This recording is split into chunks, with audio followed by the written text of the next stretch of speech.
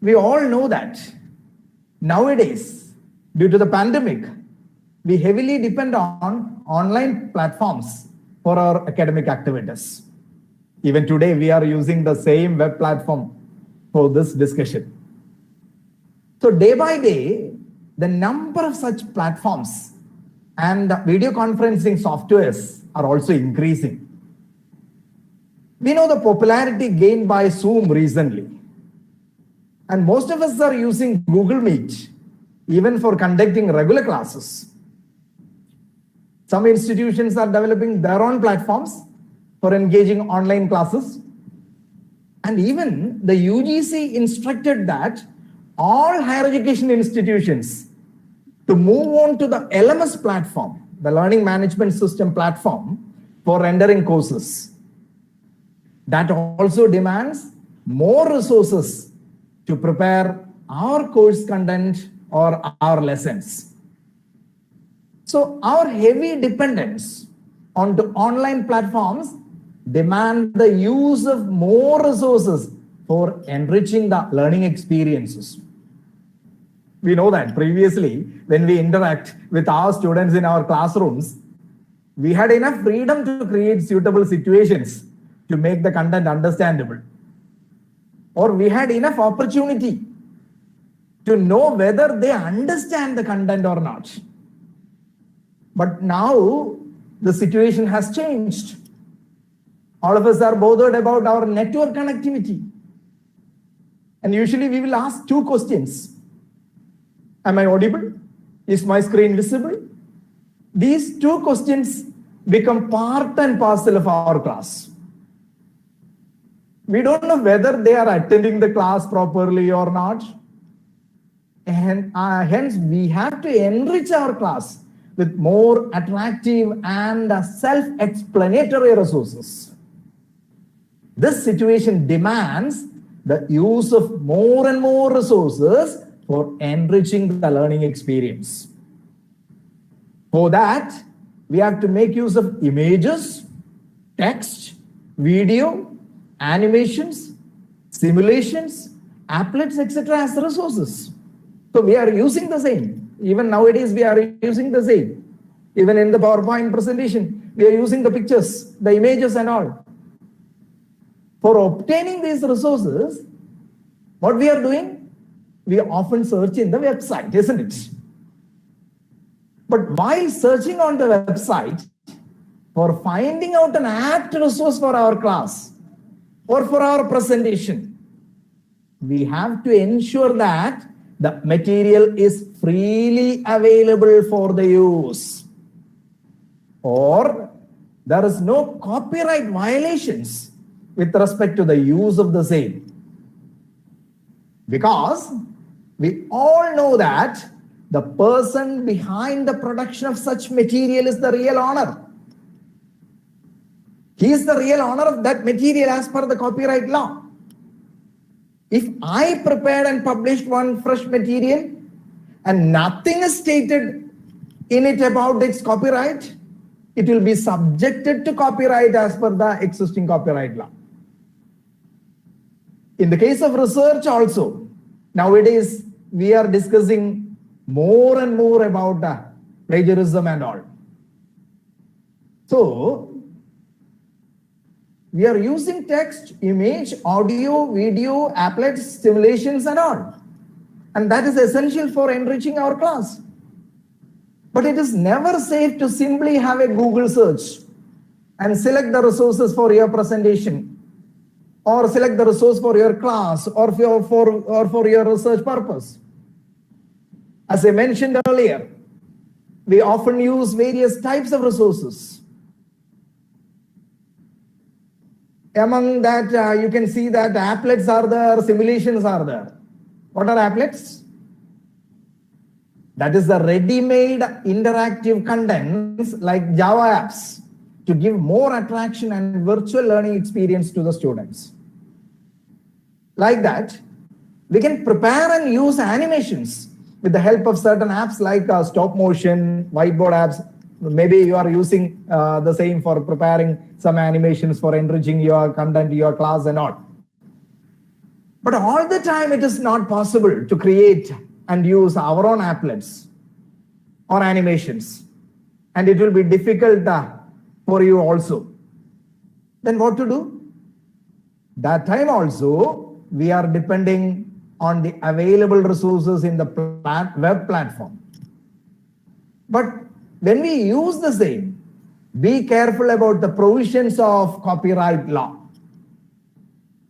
What are the various points to remember when you use online resources for your purpose?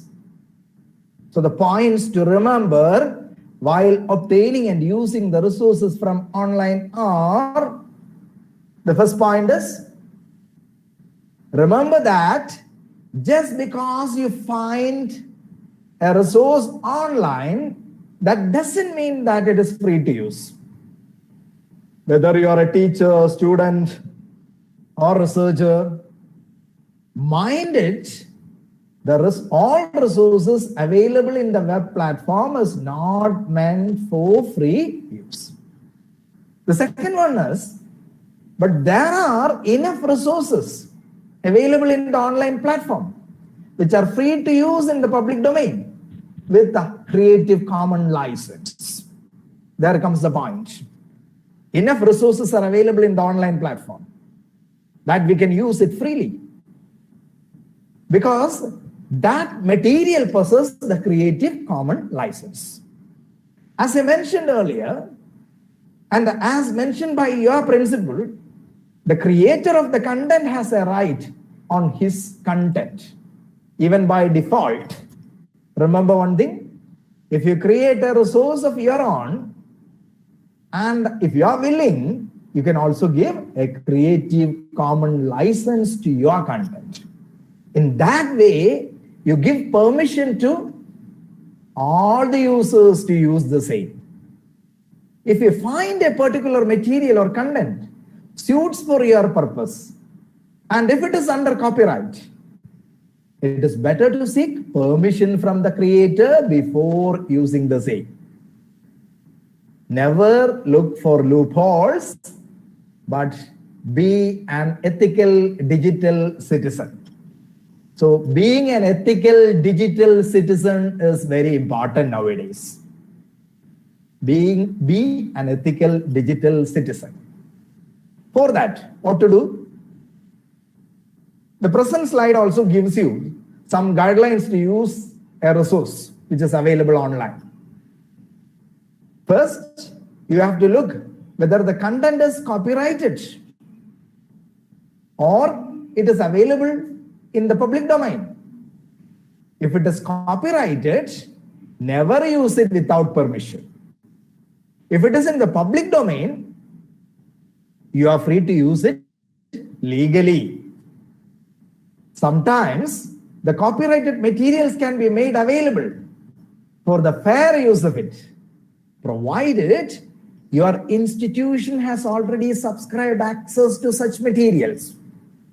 We know that the universities and the higher learning institutions are having such kind of access.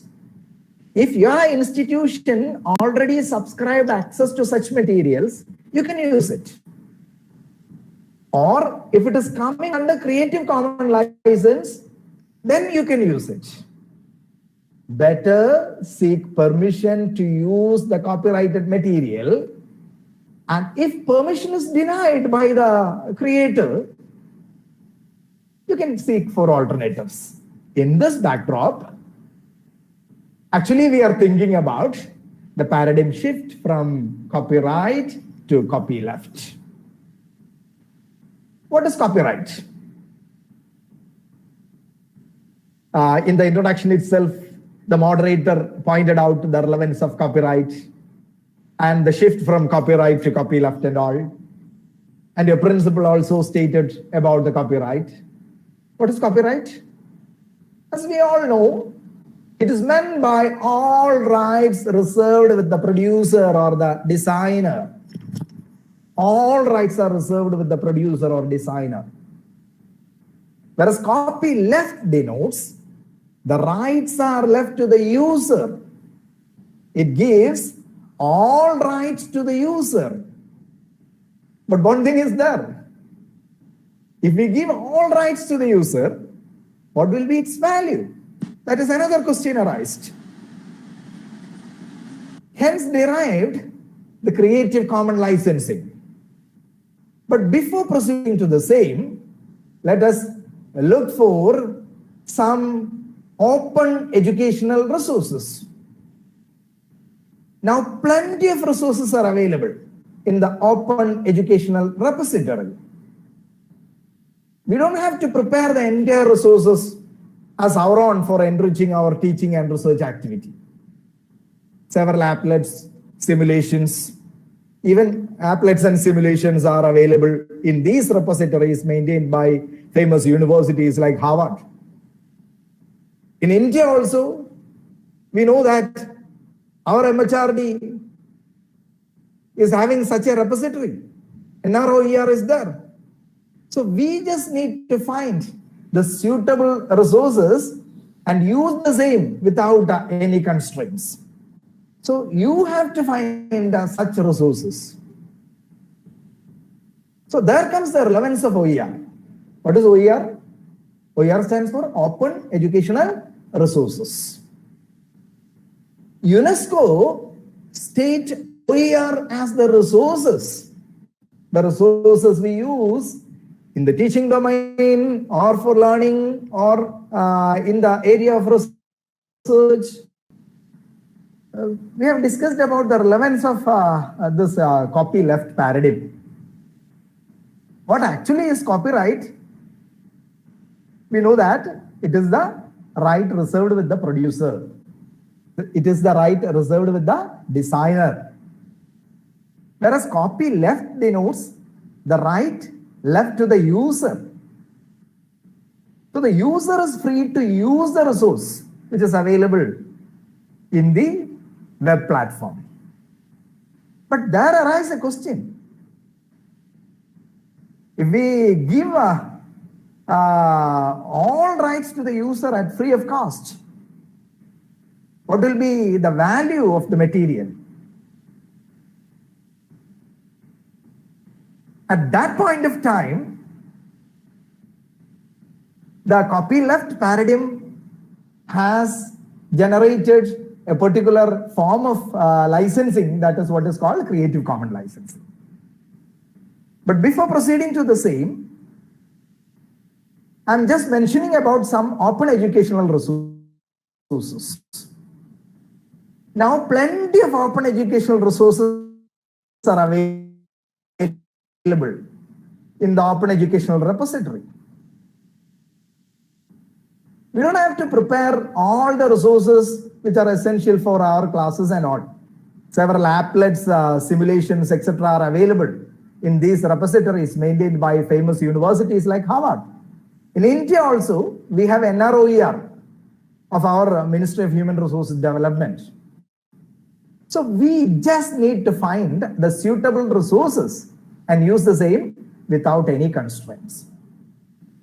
So what is OER? OER is a resource which we are using in our teaching learning process, or it is a material which is available in the public domain that we can use for our research purpose. So it is a teaching, learning or research material available in the public domain. As it is available in the public domain, we can reuse, redistribute, etc. without any restrictions, or sometimes with limited restrictions at free of cost. So there is no cost factor involved in it. That resource may be either digital resource or other resources available in the public domain.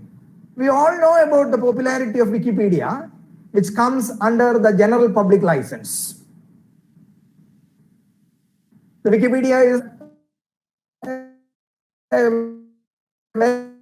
very universities are developing their own resources and make it available in their own open repository. So I just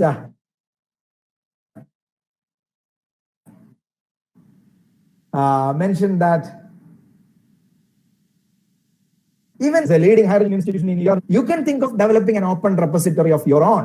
And that will help you to get more credits when the NAAC team comes for the re-accreditation process and all. So think of it. Develop your own open repository, which can be used for online learning and all. And meantime, it open. So your website, the visitors to your website will be more. So that will be, automatically create a positive impact on your institution.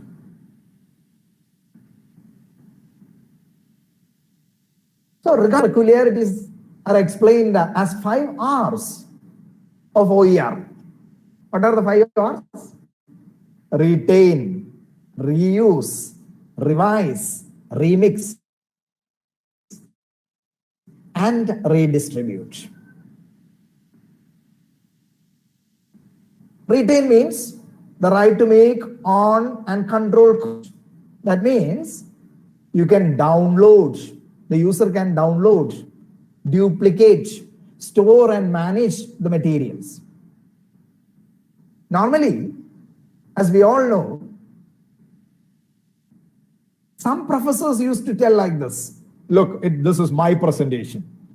You never ask for the same. We usually, immediately after attending a good session and all, we ask for the PowerPoint presentations and all. But some of them are not ready to share the same. But one thing is there. If they want to say like that, they have to generate the material entirely by them. If they use the publicly available material, they can't say like that. The right to retain is here rests with the user. So he can download, he can duplicate the material, and he can store and manage the resources available. The second one is, the second R stands for reuse. That is the right to use the content in a wide range of ways. You can add the resource as part of your course. That means if the content is not reusable under copyright, and if you use it, you are made responsible for its use. But in the case of OER, you are getting the right to reuse the material. Then about the third R, that stands for revise. That is the right to adapt, adjust, modify, or alter the content. That means here we can translate the content available in the OER into local language and can use the same as part of our presentation or course. Or we can use the images or videos with some additions as we needed to satisfy our purpose. The next R, it stands for the right to remix, which is not allowed in the case of copyrighted materials or contents. It is actually the right to combine the original. So we have discussed about various open educational resources. I'm just trying to familiarize some open educational resources before you. And now we are proceeding to Creative Commons. So among various open licenses, the most popular one is Creative Commons. As I mentioned in the beginning, in the copyleft paradigm, all the rights are given to the user itself. But when we give all the rights to the users may not value the materials. Hence, in the open licensing paradigm itself, the owner of the resources can impose certain restrictions That kind of a restriction is imposed, a restriction is added along with open licensing in Creative Commons. Here you can see the symbols of various types of open licensing there, along with the symbols of copyright, copyleft, Creative Commons, and the public domain. So the mostly used open licensing is Creative Commons. We can use one by one. The first one, as I told, is the symbol of one which is available in the public domain. It is not actually a license. Just look into it. It means that there is no copyright. In this case, the user is absolutely free. He can copy and publish the material, use it for commercial purpose. He can modify and adapt the existing resource and can change the license. Or he can revise, remix the materials available in the public domain, and he can obtain his own license. That is why several persons, several academicians used to publish books in their name with the resources available in the public domain, just downloading the entire thing from net and publishing it in their own names. The most important aspect is there is no need of attribution. That is, you need not even acknowledge the source of material used by you from the public domain. Look, the second one is that is the first type of Creative Commons license, that is CC BY. This is actually an attribution license. Here we are free to use the resource in all respects. In the case of material available, as in the case of materials available in the public domain. But it requires attribution. So we have to acknowledge the real source of resources used. In the case of materials available in the public domain, there is no attribution required. But here we have to attribute. All other things are as same as that of material available in the public domain. Then the second type of Creative Commons licenses, CC BY SA. CC BY SA. SA means, SA stands for share alike, share alike. So we can modify the resource, but you have no freedom to change the license of the original source of material.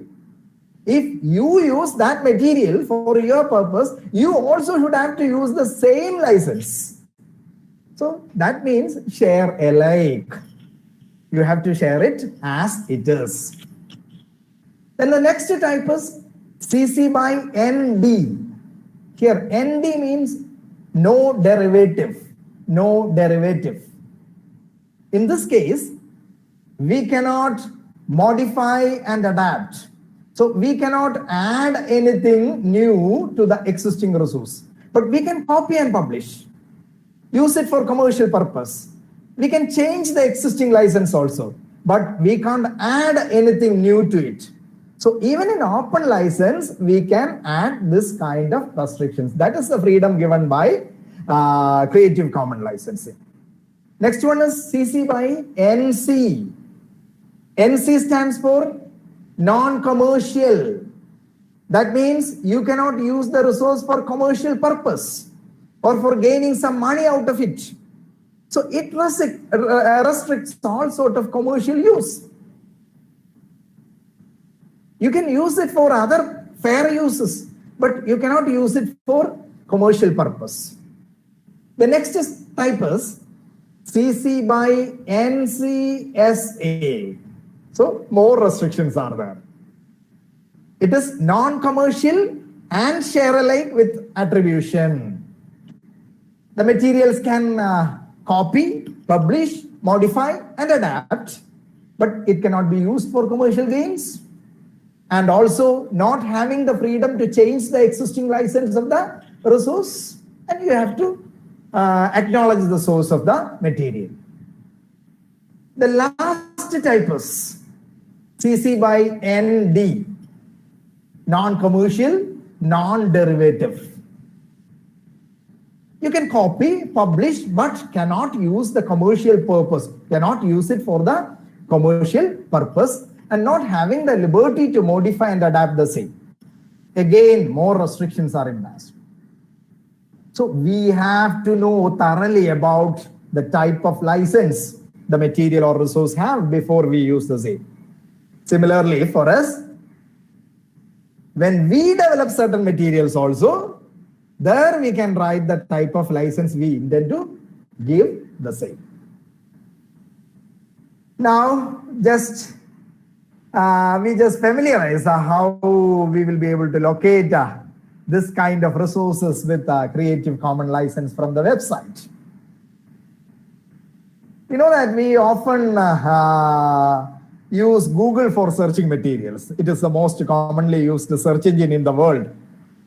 How can you use it to find Creative Commons licensed content? You can make use of Google's advanced search option to find the same. Maybe sometimes some of you are familiar with advanced search options and all. In the advanced search option, you are able to search for material by keyword and refine your result to show only the material available that has certain usage rights or Creative Commons license and so on. So there are many ways to get into Google advanced search option. We will just explore the same. We will just look into the same. Okay. So we can search in the website with this kind of filter options. It is very easy to find the text content with Creative Commons license through Google's advanced search option. And it is very easy to find Google images with the Creative Commons license. I have already displayed it, the search process already displayed. And even we can search for YouTube videos with the Creative Commons license with the help of filters available in the YouTube. So my suggestion is you please visit to creativecommons.org. It is the Creative Commons international website. In that Creative Commons international website, you will get all information regarding this Creative Commons licensing, how to search for Creative Commons licensed materials, how to generate a Creative Commons license for your material and all.